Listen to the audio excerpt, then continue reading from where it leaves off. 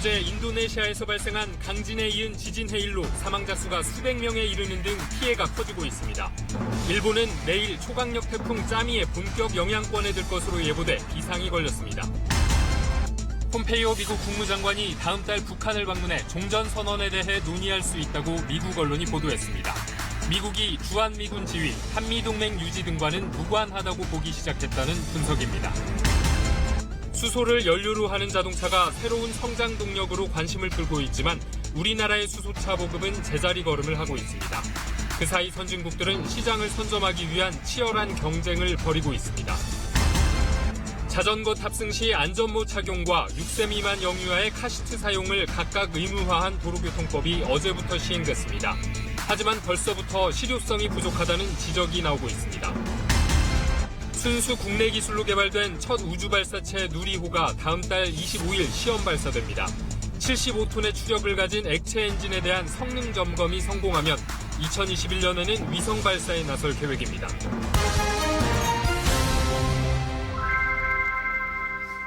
여러분 안녕하십니까? 9월 29일 토요일 KBS 9시 뉴스입니다. 오늘 9시 뉴스는 인도네시아 지진 소식으로 시작합니다. 어제 인도네시아를 강타한 강진과 지진 해일로 인한 사망자가 크게 늘어 380명을 훌쩍 넘었습니다.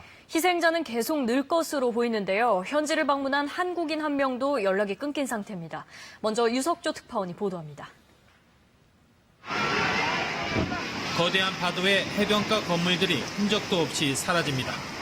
쇼핑몰과 모스크 건물도 밀려드는 파도에 속수무책입니다. 어제 인도네시아 슬라웨시 섬을 강타한 규모 7.5의 강진 여파로 생긴 쓰나미, 즉 지진 해일입니다. 현지 언론들은 주도인 팔루와 인근 동갈라 해변 일대에 높이 최고 3m의 쓰나미가 덮쳤다고 밝혔습니다. 건물 수천 채가 파손된 가운데 팔루의 관광 명소인 포누렐레 다리도 붕괴됐습니다. 인도네시아 재난당국은 이번 강진과 쓰나미로 팔루 지역에서만 최소 384명이 숨졌다고 밝혔습니다. 실종자는 29명, 중상자도 500명이 넘습니다. 특히 쓰나미가 덮칠 당시 해안에서는 수천 명이 축제를 준비 중이었던 것으로 전해져 희생자 수는 더 많을 것으로 보입니다. Sedangkan yang tsunami kami mendapatkan laporan banyak ditemukan di pantai-pantai korban meninggal. jumlahnya masih dalam pendataan. 패러글라이딩 대회 참석차 현지를 방문했던 한국인 한 명도 지진이 나서 머물던 호텔을 나간 뒤 연락이 끊겨 외교부가 상황 파악에 나섰습니다. 그분이 지금 그 현지인 6명이랑 같이 패러글라이딩을 같이 발리에서 출발했기 때문에 일단은 통신이 좀 개통이 돼야지 좀 확인이 될 것 같습니다. 팔루 공항도 관제탑이 파손되고 활주로 500m의 균열이 발생해 정상적인 운영이 어려운 상태입니다.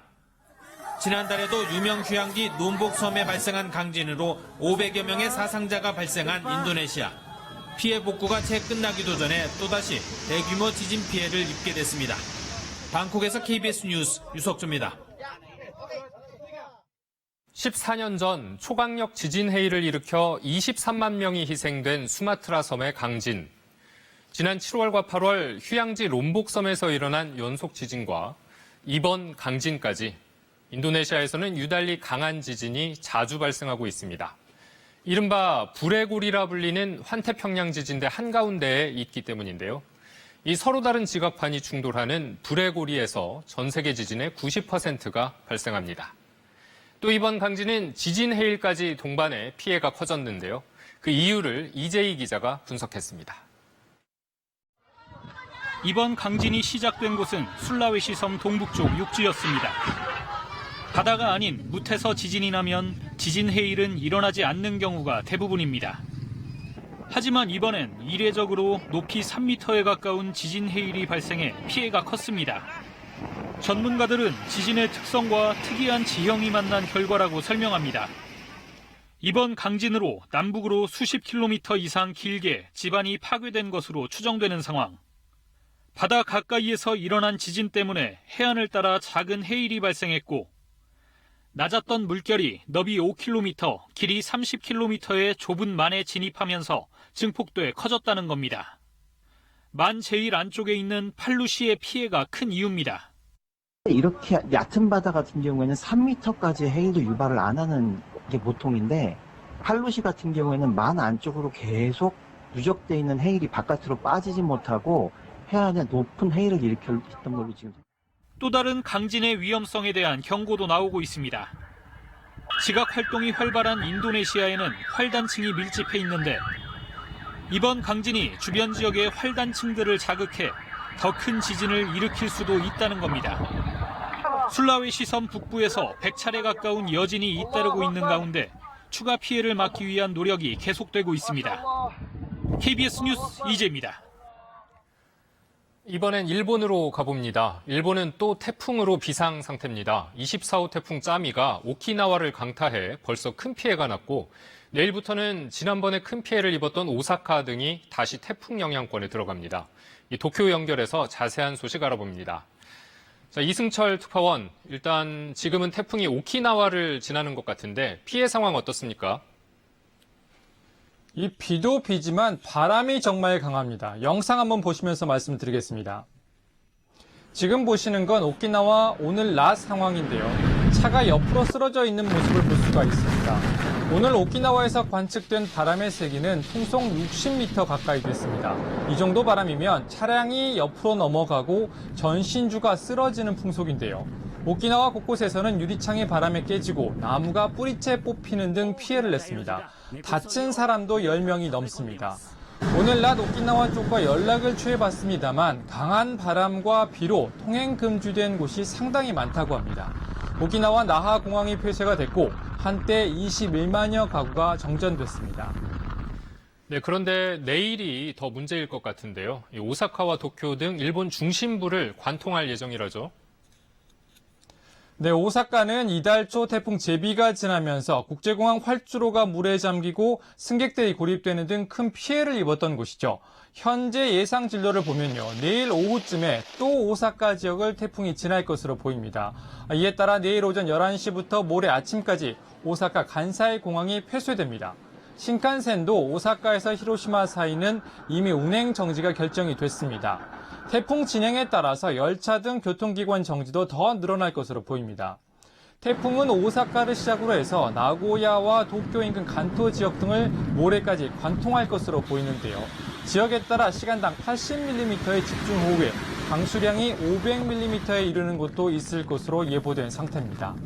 일본 기상청은 기록적인 폭풍이 될 수 있다면서 산사태, 홍수 등이 우려되는 만큼 미리미리 피난해 줄 것을 당부하고 있습니다.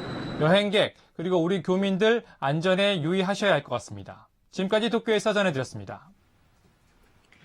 종전선언을 놓고 북한과 큰 입장차를 보였던 미국이 최근 비핵화 진전을 전제로 종전선언 추진 방안을 적극 검토하고 있는 것으로 보입니다. 북한이 이를 전제로 영변 핵시설 폐기를 공언한 상태여서 다음 달 폼페이오 국무장관의 방북에서 논의가 본격화될 거라는 전망이 나옵니다. 이효윤 기자입니다. 폼페이오 미 국무장관이 다음 달 북한을 방문해 종전선언 카드를 협상 테이블에 올려놓을 가능성이 있다고 미국 CBS 방송이 보도했습니다. 폼페이오 장관이 최근 인터뷰에서 밝힌 내용과도 같은 맥락입니다. I don't want to prejudge precisely where we'll end up, but make no mistake about it. There is real progress being made, and we're going to continue to work. 이와 관련해 정부 고위 관계자는 종전선언을 적대정책 종식과 평화체제로 가는 선언적 성격으로 보는 우리 정부의 취지를 미국도 충분히 이해하고 있다고 밝혔습니다. 미국이 당초 종전선언에 평화조약에 버금가는 법적 의미를 크게 부여해 우려를 나타냈지만 지금은 주한미군 지위나 유엔사의 법적 지위, 한미동맹 유지와 무관하다는 의미로 받아들인다는 뜻으로 풀이됩니다. 고위 관계자는 다음 달 폼페이오 장관의 방북이 가장 중요한 일정이 될 것이며 비핵화 상응 조치에 대한 합의가 이루어지기를 바라고 있다고 덧붙였습니다. 북한이 동창리 발사장과 영변 핵시설 등에 대한 폐쇄와 사찰 검증 등 상당한 수준의 비핵화안을 제시했을 거란 전망도 종전선언 가시화에 대한 기대를 높이고 있습니다. 김정은 위원장을 만나서 보다 명확하게 확약을 받고 상응한 조치를 종전선언, 그다음에 플러스 또 다른 어떤 가능성, 그것을 가늠해보는 그런 역할들이 이루어지지 않았다. 다만 종전선언으로 북핵 문제 해결이 앞당겨질 것인가에 대한 미국 내 회의론이 만만치 않은 만큼 비핵화와 관계 개선을 매개로 한 북한과 미국 간 상응 조치, 이른바 등가성에 대한 조율이 이번 4차 방북 협상의 핵심이 될 것으로 보입니다. KBS 뉴스 이효용입니다. 러시아 타스통신 등은 블라디보스토크에 있는 해운사 소속 화물선 세바스토폴이 부산항에서 출항 금지 통보를 받았다고 해운 관계자를 인용해 보도했습니다. 억류된 화물선과 소속 해운사는 북한 선박에 석유를 옮겨 실어 유엔 안보리의 대북 제재 결의를 위반한 혐의로 지난달 21일 미국 재무부가 제재 대상에 올린 러시아 해운 기업 2곳과 선박 6척에 포함됐습니다. 수소를 연료로 하는 자동차가 4차 산업혁명을 이끌 미래 자동차 산업 성장 동력으로 관심을 끌고 있습니다. 충전 시간은 짧은 데다 장거리 운전이 가능하면서도 미세먼지를 빨아들여 달리는 공기청정기로도 불리는데요. 먼저 우리나라 수소차의 현 주소를 박원기 기자가 점검해 보겠습니다. 백창현 씨는 넉 달 전 고민 끝에 수소 자동차를 샀습니다. 일반 차량보다 연료비가 훨씬 저렴하고 충전하는데 4시간이 걸리는 전기차와 달리 5분이면 연료를 가득 채울 수 있다는 데 매력을 느꼈습니다. 가솔린 차량을 탔었는데 한 달에 25에서 30만 원 정도의 기름 연료비가 들었거든요. 근데 지금 수소차를 타면서는 한 달에 5만 원 정도로 편하게 타고 있는 상황인 거죠. 수소차는 수소를 공기 중에 산소와 반응시켜 이때 얻는 전기 에너지로 움직입니다.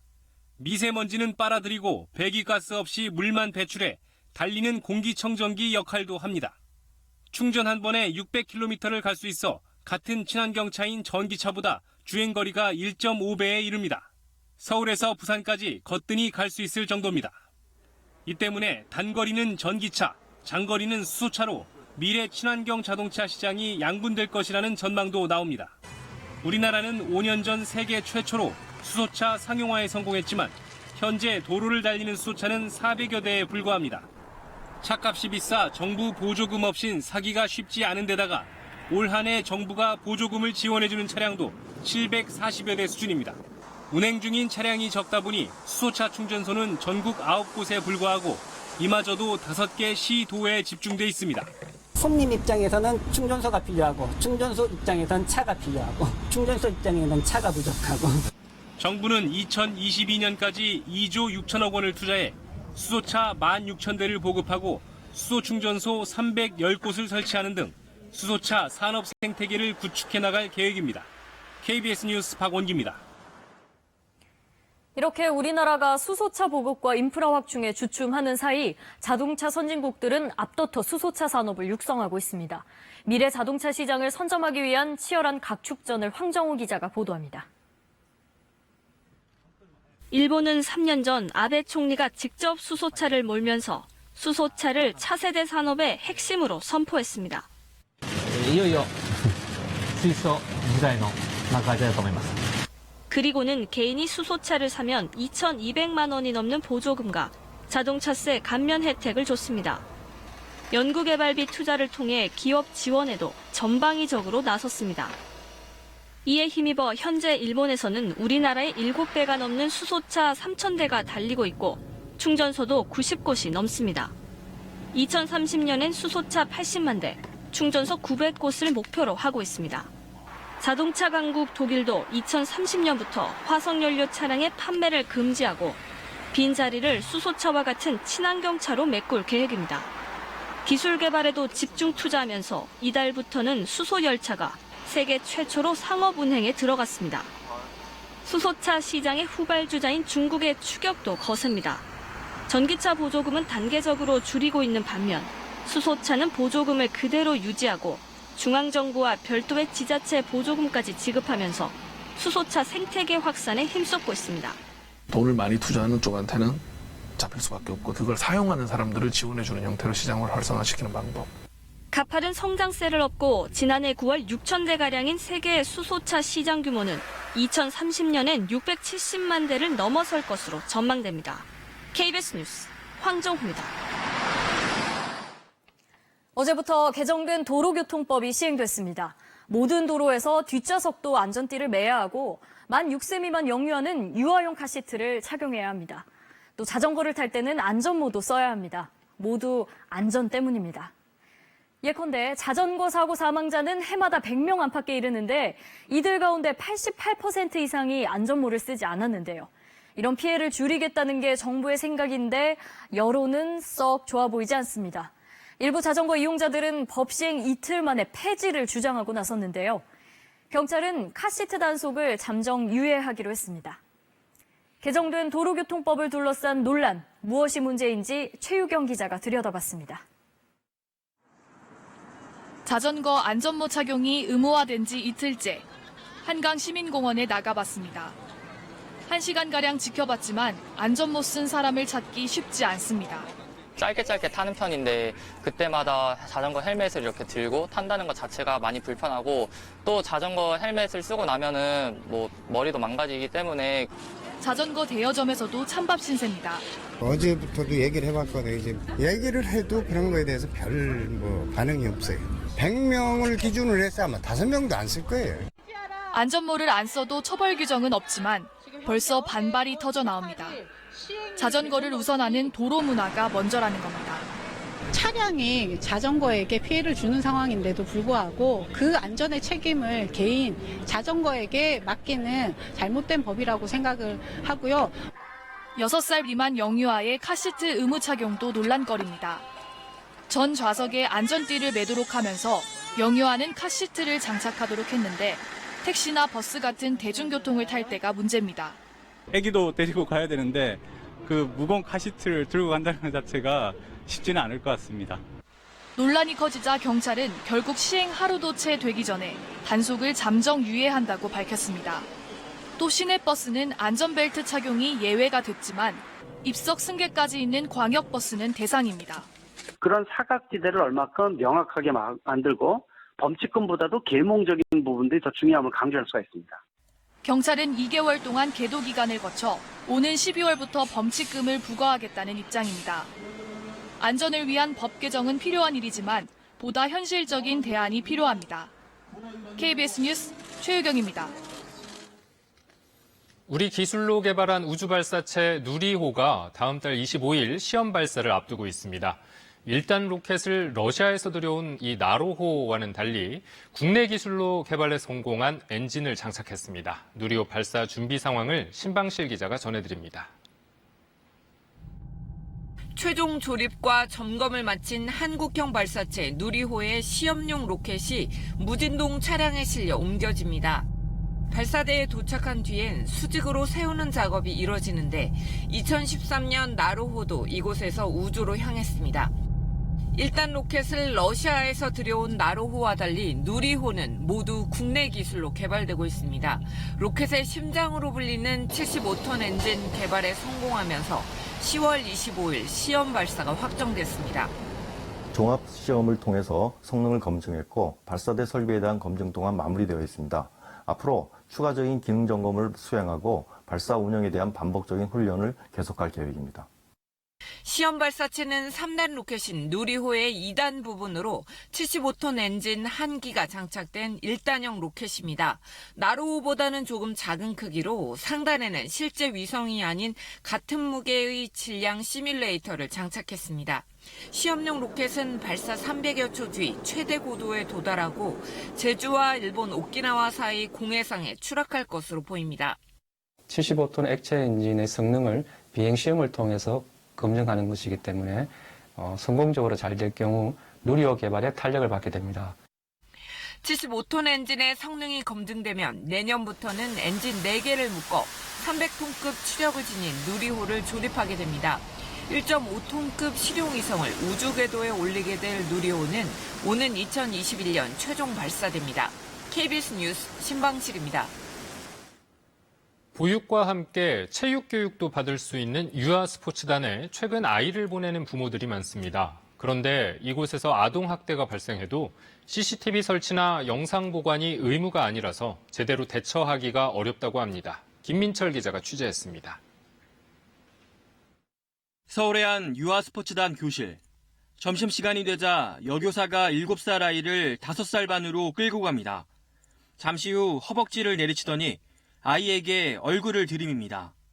차렷 자세인 아이가 눈물을 훔치지만 교사는 계속 다그칩니다. 다시 닷새 뒤 점심시간. 밥을 먹고 온 아이가 자리에 돌아가 엎드립니다. 선생님한테 혼나. 무서워. 저희가 그러는 거예요. 엄마가 짐 싸줬는데 그것도 선생님이 버렸어. 그러는 거예요. 부모는 경찰에 신고하고서야 CCTV로 상황을 확인할 수 있었습니다. 해당 교사는 아이가 편식을 해 훈육했을 뿐이라고 밝혔지만 아동기관과 전문가들은 정서적 학대라는 소견을 내놨습니다. 아이가 공포 반응을 보였었고 상당히 불안 반응을 보였었고 정서적으로 상당히 많이 상처를 받았을 수가 있는 거죠. 유아 스포츠단에서는 3년 전에도 밥을 먹지 않는다며 5살 아이를 매트에 던진 교사가 집행유예를 선고받는 등 아동학대 사건이 이어지고 있습니다. 하지만 CCTV 설치가 의무화되고 부모의 열람 권한이 있는 어린이집과 달리 학대가 의심돼도 확인이 쉽지 않습니다. 영유아 보육법 적용 대상이 아니어서 CCTV 설치 의무가 없고 있다 해도 영상을 보관할 의무가 없습니다. 또 경찰이 동행하지 않으면 부모가 영상을 볼 수도 없습니다. 7세 이하 아동을 돌보는 그런 시설은 동일하게 CCTV가 설치되고 CCTV를 며칠 동안 보관해야 된다. 이렇게 일관적인 기준을 갖는 게 훨씬 더 바람직하지 않을까 이런 생각. CCTV 설치와 보존이 의무화된 어린이집의 학대 사건에선 관련 영상이 유력한 증거가 되고 있습니다. 아동이 이용하는 체육시설에도 같은 CCTV 규정이 필요한 이유입니다. KBS 뉴스 김민철입니다. 시신경이 손상돼 실명에 이를 수 있는 녹내장은 대표적인 노인성 질환입니다. 이 녹내장이 있다면 치매에 걸릴 가능성이 최대 2.6배 높다는 연구 결과가 나왔습니다. 녹내장과 치매의 연관성을 밝힌 국내 첫 연구라고 하는데요. 박광식 의학전문기자입니다. 70대 녹내장 환자의 안구를 들여다보니 왼쪽 눈의 시신경이 손상됐습니다. 눈과 뇌를 연결하는 시신경의 평균 두께도 측정해보면 왼쪽이 오른쪽보다 33%나 얇습니다. 녹내장 탓에 신경세포가 줄어든 겁니다. 보는 건 이쪽 눈이 흔히 잘 보이는데 이쪽 눈은 점점 이쪽 눈이 시력이 좋았었는데 점점 이렇게 먹어 들어오는 것 같아요. 순천향의대와 연세의대 공동연구팀이 건강보험공단에 있는 100만 명의 10년치 건강 기록을 분석해 녹내장과 알츠하이머 치매와의 연관성을 추적했더니 65세 이상 노인의 경우 녹내장이 있으면 치매 위험이 1.8배 높았습니다. 특히 70세 이상에선 2.6배까지 치솟았습니다. 시각 정보를 뇌에 전달하는 시신경은 뇌의 일부이기 때문에 녹내장이 뇌의 기능에도 영향을 미친 것으로 보입니다. 실제로 녹내장과 알츠하이머 치매는 신경세포가 위축되고 염증 반응이 증가한다는 점에서 공통점이 있습니다. 시신경이 뇌랑 연결이 돼 있기 때문에 저희가 알츠하이머병 환자에서 발견되는 아밀로이드 베타 단백질이나 아니면 타우 단백질 이런 것들이 실제로 녹내장에서도 그런 것들이 발현이 된다고. 녹내장 증상이 있는 노인은 치매 조기 검진을 정기적으로 받고 독서나 운동 등으로 치매 예방에 더 힘써야 합니다. KBS 뉴스 박광식입니다. 요즘 독서실 가보셨나요? 백열등 아래 칸칸이 나눠진 책상들 정도를 생각하신다면 깜짝 놀라실 겁니다. 백색 소음의 온도 조절은 기본이고 이용 시간까지 관리해준다고 합니다. 칸막이 독서실의 변신, 김수연 기자가 취재했습니다. 90년대만 해도 첨단이라 불리던 독서실 풍경. 네, 아까 왔는데요. 기다려보세요. 학부모가 전화를 하면 독서실 총무가 학생이 있는지 확인해줍니다. 좁은 복도 양쪽에 칸막이 책상이 들어차 있습니다. 요즘 독서실은 어떨까? 스마트폰에 바코드를 찍으면 독서실 입실 문자가 학부모에게 전송됩니다. 얼마나 공부했는지 알려주고 공부 시간만큼 포인트를 적립해주기도 합니다. 오늘 몇 시간 공부했고 하루에 몇 시간을 내가 계획을 짰는데 얼마만큼 더 했거나 덜 했거나를 알 수 있어서 그 부분이 조금 효율적이었어요. 이 독서실은 열람실을 여러 가지 주제로 꾸며놓았습니다. 머리를 맑게 해주는 산소 발생기는 물론이고 집중력을 높여준다는 백색 소음기도 설치했습니다.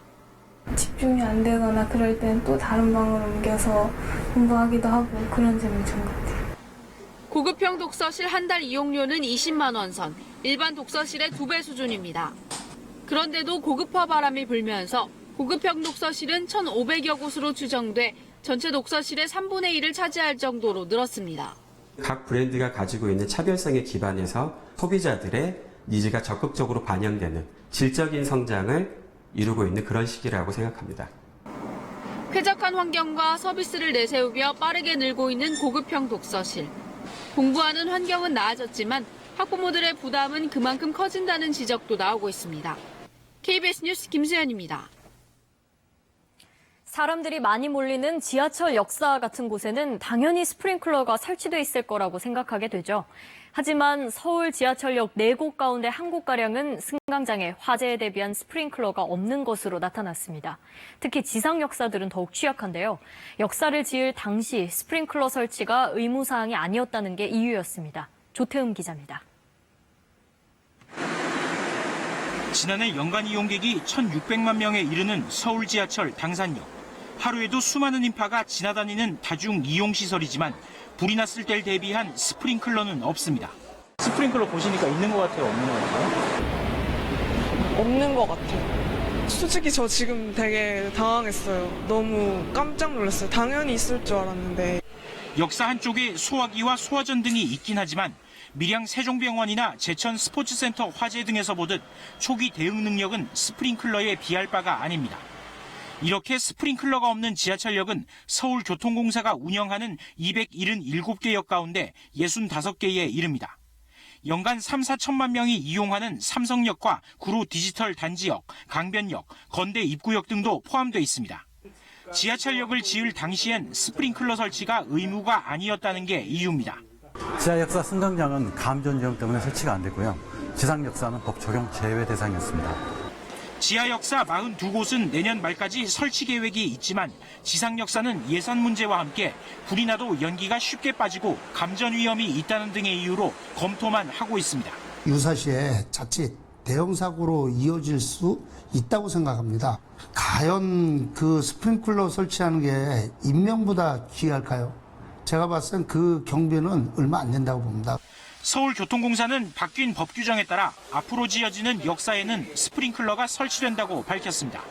KBS 뉴스 조태엠입니다. 석유공사 유가정보 서비스인 오피넷에 따르면 이달 넷째 주 휘발유 평균 가격은 전주보다 리터당 9.3원 오른 1,650.2원으로 집계됐습니다. 휘발유 가격은 6월 넷째 주 이후 13주 연속 올랐으며 주간 평균 가격이 1,650원을 넘어선 것은 2014년 12월 이후 처음입니다. 국민연금공단은 출산 크레딧 수급자가 6월에 960여 명으로 집계됐다고 밝혔습니다. 2008년 도입된 출산 크레딧은 아이를 둘 이상 낳거나 입양한 가입자에게 국민연금 가입 기간을 추가로 인정해주는 제도로 가입 기간이 12개월 늘어나면 매달 연금액은 약 2만 5천 원 오르게 됩니다. 페이스북은 해킹 공격을 받아 5천만 명의 사용자 개인정보가 노출될 위험에 처했다고 밝혔습니다. 하지만 현재까지는 해킹 공격이 어디에서 출발했는지 또 공격의 범위가 어느 정도인지도 명확하지 않은 상황입니다. 황혼의 나이에 한글을 배운 할머니들이 만든 그림 일기가 화제입니다. 전시회에 이어 책 출판 계약까지 맺었는데요. 내년에는 뉴욕을 비롯한 해외 전시까지 추진 중입니다. 류성호 기자입니다. 삐뚤빼뚤하지만 정성껏 내 얼굴, 남편 얼굴, 그리고 눈에 넣어도 안 아플 자식들 얼굴까지 꽃도 그리고 집도 그리고 그림 옆에는 살아온 얘기, 그간 못다한 얘기를 일기로 적었습니다. 그림을 그리니까 이 안에 있던 화가 이렇게 풀리는 것 같아요. 이렇게 좋으니까 그게 좋으니까 그래갖고서는 내가 야 나도 그림 그리니까 되기는 되는구나. 꾸밈없는 그림의 예쁜 색감. 내 엄마, 내 할머니 얘기 같은 그림 일기에 서울서연 전시가 성황을 이루더니 10군데가 넘는 출판사에서 책을 내자는 제의가 들어왔습니다. 내친 김에 내년엔 뉴욕에서 전시회를 열고 이탈리아 볼로냐 도서전에도 참가할 계획입니다. 뒤늦게 한글을 배우는 할머니들에게 선물을 드리자는 생각으로 시작한 사업은 전국 도서관 최우수 혁신 사례로 뽑혔고 할머니들에겐 자존감을, 젊은이들에겐 자극을 선물했습니다. 젊은 사람들도 꿈꾸고 있는 작가를 나이 든 어르신들이 했다는 것에 대해서 굉장히 많은 젊은 사람들 그리고 심지어 고등학생까지 자극을 받아서 순천에서 작가 지망생들이 정말 많이 나올 것 같아요. 평범하지만 따뜻한 삶의 얘기를 담은 할머니들의 그림 일기가 기적 같은 변화를 불러왔습니다. KBS 뉴스 류성호입니다.